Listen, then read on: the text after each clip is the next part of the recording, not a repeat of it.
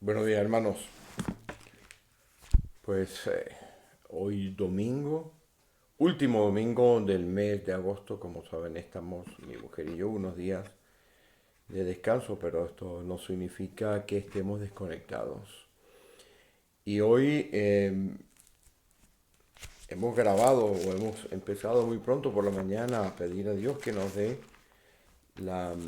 el mensaje, que confirme el mensaje del día de hoy para ustedes, nuestros hermanos en la congregación en Calahorra.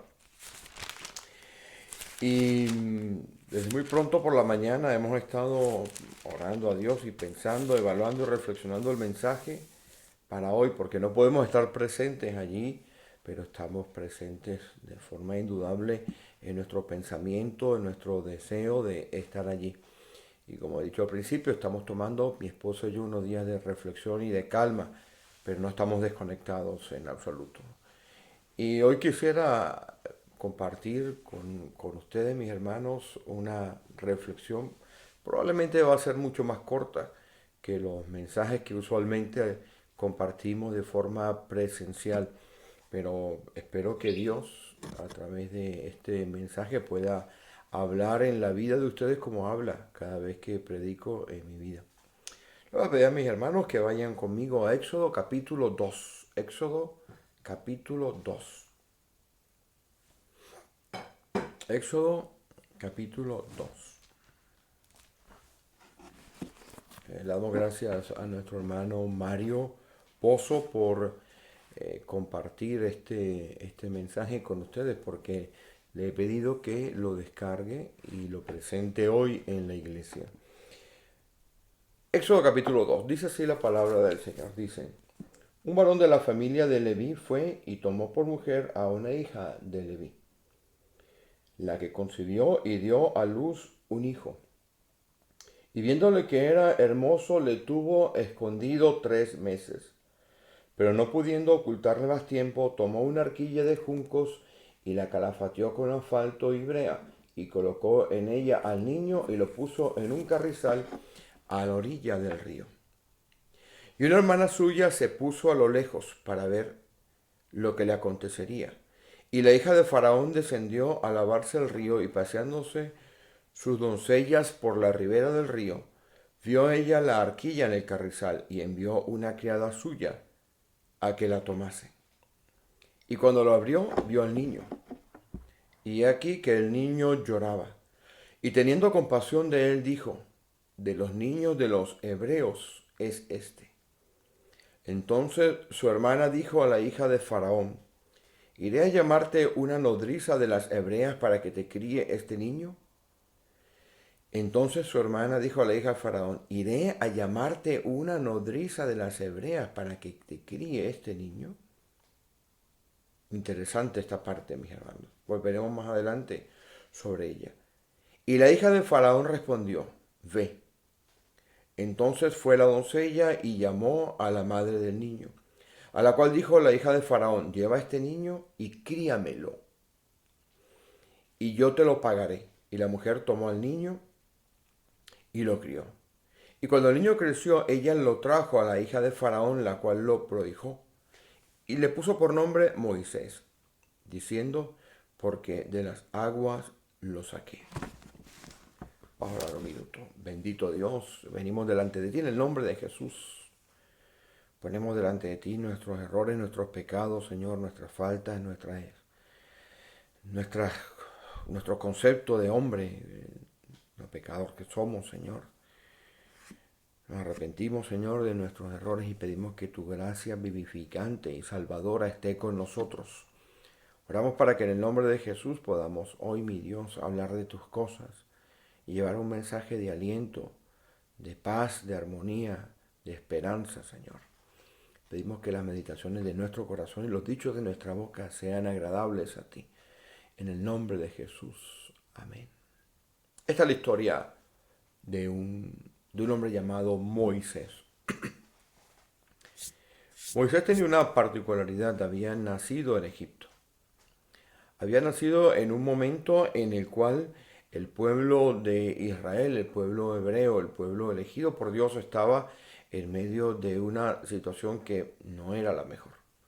Era una situación de esclavitud. Como saben ustedes, había descendido el pueblo de Israel con José. José, aquel que había escapado de la esclavitud, puesto que sus hermanos le habían colocado en un pozo, lo habían vendido como esclavos, había ido a la casa de Potifar como esclavo, que estuvo preso un montón de años y que Dios, por medio de su misericordia, estuvo con él todo el tiempo, porque dice la Escritura que Dios estaba con José en la cárcel, que Dios estaba con José en todos los momentos difíciles. Este hombre había llegado a ser el segundo después del faraón. No había perdido su identidad propiamente dicha cuando sus hermanos no le reconocen cuando le ven.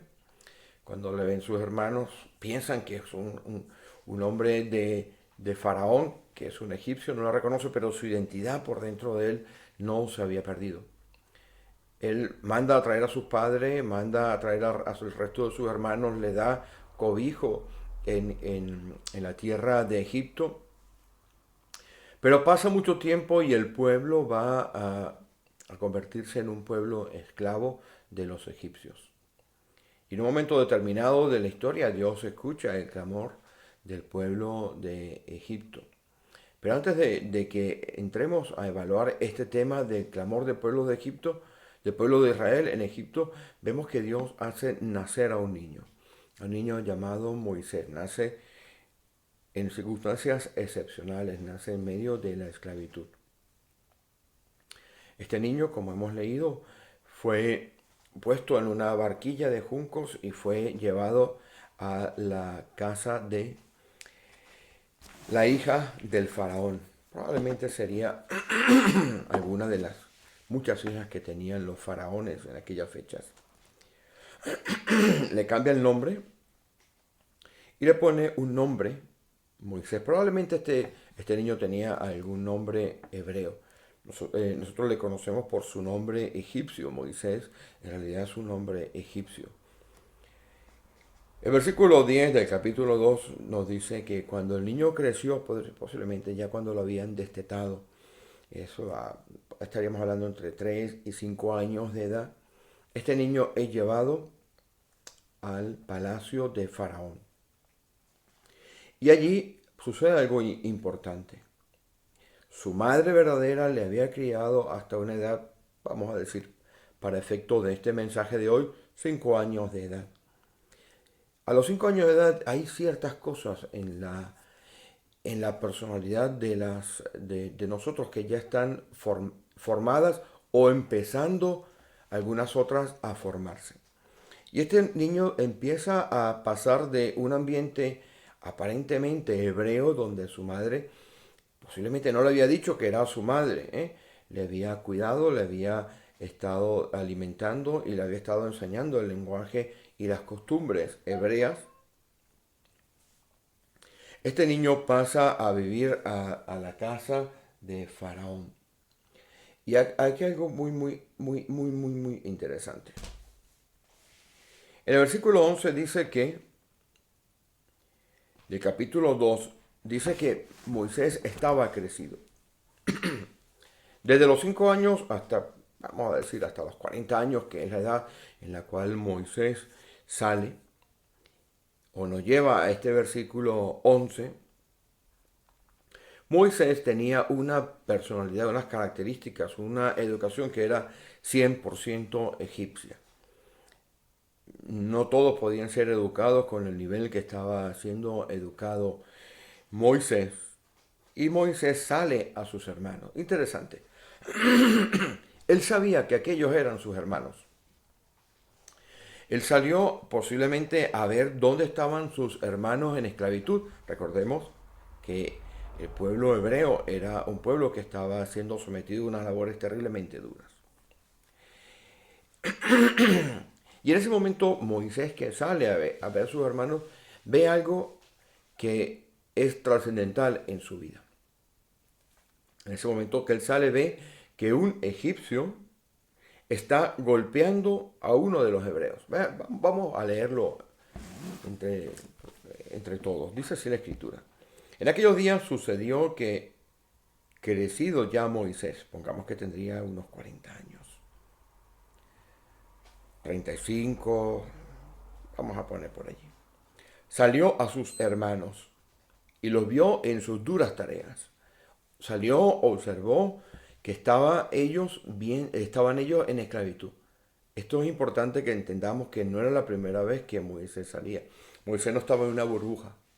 Moisés no estaba en un confinamiento. Moisés no estaba en un momento en el cual no podía ver que los hebreos eran personas esclavas. Pero había pasado algo, estaba pasando algo en la vida de Moisés, que estaba viendo las cosas de una manera diferente.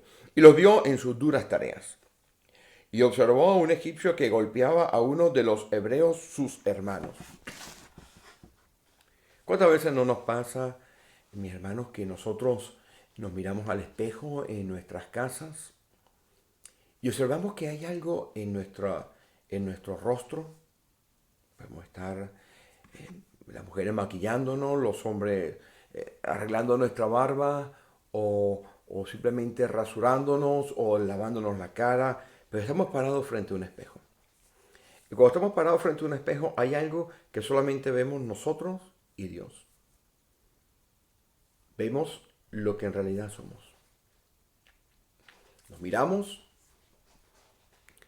podemos maquillarnos, como he dicho, las mujeres, los hombres rasurarse, afeitarse, pero si usted se queda viendo un rato al espejo, usted sabe que hay algo allí que es diferente de lo que está por dentro. Y esto es lo que le acontece a Moisés. Moisés, cuando sale allí y ve que hay un egipcio golpeando a uno de sus hermanos hebreos, algo se rompe dentro de Moisés.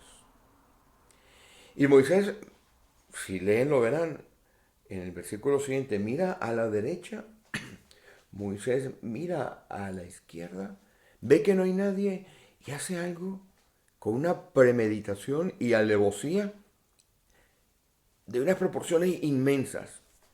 Saca su espada y mata al egipcio. ¿Por qué Moisés mata al egipcio? Era la primera vez que Moisés veía que había un tema de maltrato de los egipcios a los judíos, a los hebreos. Yo creo que no. Creo que 35 años o 40 años en la casa de Faraón eran suficientes para ver que había algo que no estaba funcionando, que había un grupo de personas que estaban siendo oprimidas y maltratadas y que cuando Moisés veía posiblemente el color de su piel, escuchaba y escuchaba su hablar, su acento, veía que había algo que no era correcto. Moisés estaba escindido por dentro, estaba roto. Cuando él vio al egipcio maltratando al hebreo, él tuvo el conocimiento de lo que estaba pasando en su vida. Él entendió que lo que estaba viendo afuera era el reflejo de lo que estaba aconteciendo en su vida. Él había seguro que había escuchado cómo él había sido sacado del agua. Probablemente su madre le había dejado caer alguna idea de lo que él en realidad era. Y Moisés pasó 40 años de su vida, 35 años de su vida, viviendo como egipcio, vestido como egipcio, pero sabiendo dentro de él que no era egipcio. ¿Cuántas veces cuando nosotros nos miramos en el espejo vemos que actuamos, nos vestimos, pensamos, nos atrae lo de Egipto? Pero sabemos en el fondo que no somos egipcios. Y Moisés se enfrenta a esa realidad. Se enfrenta a ver que lo que está viendo él afuera, que lo que está observando él afuera, es un reflejo de la lucha que él ha estado teniendo durante mucho tiempo. Participaba de los festines egipcios. Con toda seguridad, golpeaba a los esclavos que servían en la casa de Faraón. Jugaba al hipócrita. Jugaba a ser el egipcio cuando adentro sabía que su sangre, la que corría por sus venas, era una sangre hebrea. Y Moisés toma una decisión. Moisés toma la decisión de matar al egipcio. ¿Usted ha pensado alguna vez, mi hermano, mi hermana, que deberíamos nosotros también actuar un poco como Moisés? Porque muchos de nosotros con toda seguridad, cuando miramos las cosas que están afuera, que nos atraen, que nos gustan, que deseamos, que queremos ser como los demás, muchísimas veces entramos en conflicto. Porque nuestra sangre hebrea, nuestra sangre cristiana, el ADN que Dios ha puesto en nuestra vida, nos hace estar en una lucha enorme. En un conflicto completamente irreconciliable. Nos levantamos por la mañana, nos miramos en el espejo, decidimos que ese día vamos a ser absolutamente hebreos, vale decir, absolutamente cristianos, pero sabemos que hay algo que al final nos va a atraer al mundo. La solución que consigue Moisés, y estoy seguro que después de mucho meditarla, es matar al egipcio. ¡Qué increíble! Esto es increíble. Usted y yo tenemos un pequeño Egipto adentro. A veces ese pequeño egipcio toma control de muchas áreas de nuestra vida y nos hace actuar y pensar como egipcios, siendo nuestra sangre absolutamente hebrea. El ADN de Dios está en nuestra vida. Primera cosa que tenemos que hacer nosotros para poder seguir adelante y vivir una vida abundante es que tenemos que matar el egipcio que tenemos dentro, la egipcia que tenemos dentro, aquella que nos hace estar en un conflicto constante entre lo que queremos ser y lo que somos, lo de adentro nos lleva a actuar muchas veces. Y es interesante porque si ustedes van conmigo, mis hermanos, al versículo 11 del capítulo 2, veremos que cuando él observa que golpea a uno de sus hermanos, de los hebreos, y empieza ese proceso de identificación, ve que está haciendo duras tareas. Miren lo que hace en el versículo 12. Mira para un lado, mira para el otro, no ve a nadie y secretamente lo mata y lo esconde. Pero veamos el versículo 13. Miren lo que sucede 24 horas después. 24 horas después, al día siguiente. Imagínese usted que los mata a las 9 de la mañana. A las 9 de la mañana del día siguiente, 24 horas después, miren lo que acontece en la vida de Moisés. Mire cómo cambia el punto de vista de Moisés, de aquel Moisés que estaba constantemente vistiendo como egipcio, teniendo un conflicto interior porque se sabía que no era egipcio, sabía que su sangre y su ADN era hebreo. Y mire cómo cambia. Al día siguiente, versículo 13, salió y vio a dos hebreos que reñían. Entonces dijo el que maltrataba al otro, ¿por qué golpeas a tu prójimo? Hay algo que ha cambiado en la manera de pensar de Moisés y los demás se dan cuenta. Los otros se dan cuenta que hay algo que está cambiando en la manera de pensar de Moisés. Observen lo que les dice. Dice, el versículo 14. ¿Quién te ha puesto a ti por príncipe y juez sobre nosotros? ¡Buah! Aquellos entendieron que ya Moisés no estaba hablando como un egipcio que estaba dando instrucciones sobre los hebreos, sino como un hebreo en una posición de príncipe. Léanlo de nuevo conmigo. Y él respondió, versículo 14, ¿quién te ha puesto a ti por príncipe y juez sobre nosotros? Ya estaba Moisés tomando la posición que Dios, desde antes de la fundación del mundo, había preparado para él. Los demás se dieron cuenta, reaccionaron tratando de quitarse esa autoridad que ya estaba colocada en Moisés, no porque estuviera vistiendo con ropas reales, sino porque algo en su interior había cambiado. Había matado al egipcio. Y al matar al egipcio, que era un reflejo de lo que estaba pasando dentro de él, Moisés empezó a vivir la plenitud de su vida. ¿Cuántas veces acontece que nosotros no podemos vivir la plenitud de nuestra vida porque tenemos ese pequeño egipcio que está dentro que nos impide que nos posicionemos? Ojo con esta palabra, ¿eh? Ojo con este concepto, que nos posicionemos como lo que tenemos que hacer. Que nos posicionemos en nuestra posición de hijos y de herederos. Moisés era príncipe antes de estar viviendo en la casa de Faraón. Usted y yo, al momento en que somos convertidos en hijos de Dios, somos príncipes, reyes y sacerdotes. Pero para poder vivir en la plenitud de eso, tenemos que matar el egipcio que llevamos dentro. No es una tarea fácil matar al egipcio. A veces tenemos muchos pequeños egiptos dentro de nosotros, pero tenemos que ir matándolos uno a uno. A veces pasamos por la vida durante muchísimo tiempo sin entender con claridad nuestra posición de hijos. Voy a terminar haciendo una referencia muy rápida a una parábola muy conocida que es la parábola del hijo pródigo. Eso está en Lucas, en el capítulo 16. Recuerden, miren lo que hemos estado hablando hoy.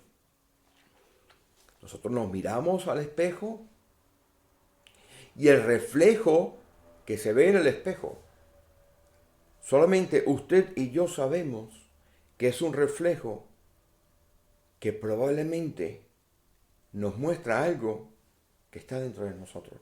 Nos vemos, observamos lo que la demás gente ve, pero también vemos algo que la demás gente no ve. Vemos lo que está en nuestro interior. Solamente podemos nosotros y Dios saber la lucha que estamos llevando adentro. Moisés entiende esa lucha. 35 años, 40 años en la casa de Egipto le van llevando a que entienda la lucha, ve aquello afuera, mata al egipcio, cambia su vida. Cuando mató al egipcio, cambia su manera de pensar. Cuando mató al egipcio, que era el reflejo exterior de lo que él tenía dentro, él toma la posición de príncipe de los hebreos. Los hebreos no lo aceptan de inmediato. Hemos leído en el versículo 14, ¿quién te ha puesto a ti como príncipe? Como príncipe, ya estaba hablando, actuando, pensando como príncipe de Israel. Usted y yo somos príncipes. Pero podemos pasar por la vida en cualquiera de muchas posiciones sin entender lo que Dios tiene preparado para nosotros y sin actuar, sin posesionarnos de lo que Dios tiene para nosotros. Vayan conmigo entonces a Lucas, en el capítulo 15 de Lucas. La parábola del hijo pródigo nos habla de dos hijos. El versículo 11 del capítulo 15 nos dice, también dijo, este es el Señor hablando. Un hombre tenía dos hijos y el menor de ellos dijo a su padre, Padre, dame la parte de los bienes que me corresponde. Y les repartió los bienes. Observen algo interesante aquí. Lo vuelvo a leer y estoy seguro que van a tener ustedes una llamada de atención en esto. Dice, y el menor de ellos le dijo, versículo 12, Padre, el menor hace una petición, dame la parte de los bienes que me corresponde. Punto y coma. Ahora viene un plural. No dice, le repartió, le dio la parte al joven. Les repartió. Le dio la parte a los dos hijos. La historia es conocida. La historia es conocida porque el pequeño se marcha, el menor se marcha, dilapida todo, y estando en medio de una situación de desesperación total, vuelve en sí y dice, en la casa de mi padre, sabía que su relación con su padre no se había roto. Sabía que su posición de hijo estaba aún vigente. Que había dilapidado todo, que había perdido el tiempo, había perdido el dinero, pero que lo que no había perdido era algo que estaba en su ADN. Usted y yo lo tenemos. Usted y yo lo tenemos. Ese ADN, esa sangre que Dios nos ha dado a nosotros. Que nos hace estar en condición de hijos. No importa que no lo reconozcamos. No importa que dilapidemos todo. Siempre hay una oportunidad si matamos al egipcio. Y este joven vuelve en sí y dice, en la casa de mi padre. Sabía que ese lazo no se podía romper, que esa unión, esa relación era irrompible. Padre, hijo, voy a donde mi padre. Este joven entendió su posición de hijo. Volvió diciendo, volveré a la casa de mi padre. Pero no le diré que me haga de esta manera, que me recoja otra vez como hijo. Le pediré a mi padre que me ponga como uno de sus sirvientes, como uno de sus esclavos. El padre, que tampoco había roto esa relación irrompible, eterna, perfecta, completa, esa unión padre-hijo, reconoció a su hijo desde lejos. Vaya conmigo. Mire, versículo 17. Y volviendo en sí dijo, ¿cuántos jornaleros en casa de mi padre tienen abundancia de pan y yo aquí perezco de hambre? En casa de mi padre sabía que estaba allí su padre, que él era hijo, que aquel era su padre, que eso no se había roto. Podía haber equivocado miles de veces, podía haber perdido todo. Se dejó arrastrar por su vida de egipcio, pero volviendo en sí, mató al egipcio que estaba dentro de él. Tomó la decisión de volver a la casa de su padre, de posicionarse otra vez en la casa de su padre y de decirle al padre, no merezco, no soy digno de ser llamado tu hijo. Mantenía su relación de hijo. Versículo 19. Hazme como uno de tus jornaleros. Había reconocido, versículo 18 anterior, que había pecado contra el cielo. Usted y yo, cuando no nos posicionamos como hijos, cuando dejamos que el egipcio mande en nuestra vida, que dilapidemos los bienes que Dios nos ha dado espirituales, que nos hundamos en la miseria, mis hermanos, cuando estamos en esa situación, aún en esa situación tan difícil, Dios nos ama. Dios nos tiene preparado una labor. No rompe su relación con nosotros de padre a hijo, y la nuestra se mantiene de hijo a padre. Y este entiende que ha pecado, dice, voy a ir donde mi padre, voy a decirle que he pecado contra el cielo, que he pecado contra él. Ha matado al egipcio y vuelve humildemente a la casa de su padre. Y su vida cambia. Moisés, 24 horas después, estaba posicionado como lo que tenía que ser, como príncipe, como heredero, como libertador. Mató al egipcio para esto. Este joven se posicionó, se agarró, se prendió, se asió de aquello que no se podía perder jamás, su relación con Dios. Versículo 20. Y levantándose vino a su padre, y cuando aún estaba lejos, lo vio su padre. Esa relación no se va a perder. Y si hijos, herederos, dice la Escritura. Y fue movido a misericordia, y corrió, y se echó sobre su cuello, y le besó. No lo hizo como un jornalero, lo restituyó. Le llevó y le dijo, vamos a hacer una fiesta. Vamos a hacer una fiesta aquí, maten al becerro gordo. Mi hijo que estaba perdido, ahora ha vuelto. El otro hijo, que tenía la parte de los bienes, le reclamó al padre, tampoco se había posicionado en su posición de hijo. Papá, he estado toda la vida contigo. Y mira este sinvergüenza que viene aquí. Y yo, que no, ni un cabrito te he pedido. Pero ven acá, diría el padre, no les he repartido los bienes. ¿Por qué tú no lo coges? ¿Por qué no te posesionas de tu condición completa de hijo, de heredero, que por donde pisemos vamos a ganar terreno? Algunas veces vivimos nuestra vida de una forma, quizás la palabra miserable no sea correcta, pero puede aplicar muchas veces. Vivimos nuestra vida por debajo de nuestro potencial como hijos y como hijos e hijas de Dios, por una razón muy sencilla, porque tenemos el egipcio que nos está engañando, que nos está diciendo cosas que no son, que nos lleva cautivos a una situación que no tenemos que estar. Pero cuando matamos el egipcio, cuando nos posesionamos de lo que Dios quiere que hagamos nosotros, cuando metemos la mano fuerte en el arado para arar la tierra que Dios tiene para nosotros, toda nuestra vida cambia. Si hemos estado perdidos y regresamos, Dios nos restituye. Y si estamos en la casa y no hemos cogido las cosas que tenemos que coger para ir adelante en la labor que Dios tiene como personas, como hijos de Dios, Dios nos llama la atención y nos dice,